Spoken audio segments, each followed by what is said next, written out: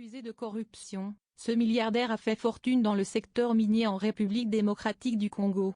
L'administration Trump avait allégé les sanctions dont il faisait l'objet aux États-Unis depuis 2017. Ces mesures coercitives avaient été allégées en janvier par l'administration Trump. Une licence avait été accordée à Dan Gertler et à certaines de ses entreprises, lui permettant de faire à nouveau des affaires aux États-Unis et de voir ses avoirs débloqués, s'était alarmé l'ONG anti-corruption The Sentry. Un assouplissement en contradiction avec les intérêts américains de politique étrangère en matière de lutte anti-corruption dans le monde entier, dont les efforts, visant à combattre la corruption et promouvoir la stabilité en RDC, a expliqué, dans un communiqué, le porte-parole du département d'État, Ned Price. Rétablir les sanctions permet de relancer les efforts anti-corruption congolais et américains, a salué, dans un communiqué, le cofondateur de The Sentry, John Prendergast.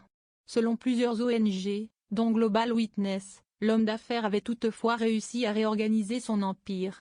Il avait pu continuer à opérer sans être inquiété à Kinshasa, en ayant recours à des sociétés écrans. Spécialiste des circuits financiers offshore, Dan Gertler est considéré comme un pilleur des richesses congolaises par des ONG locales comme occidentales.